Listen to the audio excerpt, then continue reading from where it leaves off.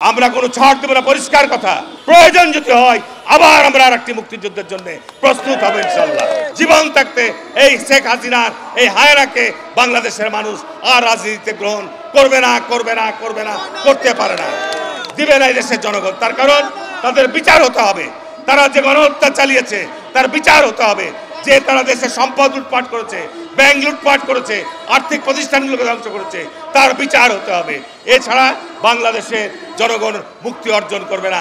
আর ভারতকে আমরা বলতে চাই যে আপনি বৃহত্তর প্রতিবেশী রাষ্ট্র, আপনাদের সাথে আমাদের সুসম্পর্ক অবশ্যই রাখতে চাই। শহীদ রাষ্ট্রপতি জিয়া রহমান সার্ক গঠন করেছিলেন এই দ্বিপাক্ষিক সম্পর্ক উন্নয়ন করার জন্য, এই দক্ষিণ এশিয়ার রাষ্ট্রগুলির মধ্যে সুসম্পর্ক উন্নয়ন করার জন্য আমরা সার্ককে কার্যকর করতে চাই। এক্ষেত্রে ভারতের কার্যকর সহায়তা এবং ভূমিকা দরকার আছে।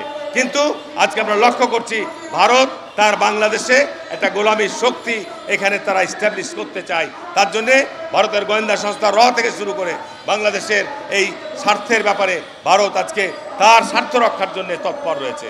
আমি বক্তব্য বাড়াবো না। আজকে আগামী জাতীয় নির্বাচন নিয়ে জাতীয়তাবাদী দল কোনো চক্রান্ত, কোনো ষড়যন্ত্র বরদাস্ত করবে না। আমরা কোনো ছাড় দেব না, পরিষ্কার কথা। আমরা অন্তর্বর্তী সরকারের কাছে স্পষ্ট আমাদের মেসেজ, আমরা চেয়েছিলাম ডিসেম্বরের মধ্যে নির্বাচন। আজকে আপনারা এই দীর্ঘ সময় ধরে কি বাংলাদেশকে কি উপহার দিয়েছেন? সংস্কারের নামে, এই কমিশনের নামে, এই বিভিন্ন রকমের নামে আজকে কি উপহার দিয়েছেন? আমরা চাই যত দ্রুত সম্ভব বাংলাদেশে একটা অবাধ, সুষ্ঠু, নিরপেক্ষ নির্বাচনের পরিবেশ তৈরি করুন। এবং বাংলাদেশে বিগত সময়ে যে গুম, বিচারবহির্ভূত হত্যাকাণ্ড সংগঠিত রাস্তায় তারা এখনও কান্না করছে। এখন পর্যন্ত গত 12-14 মাসে এখনও পর্যন্ত কোনো বিচারবহির্ভূত হত্যাকাণ্ড, গুম এবং বিগত সরকারের যারা দোষর এখনও তারা প্রশাসন সহ সর্বত্র বিদ্যমান রয়েছে।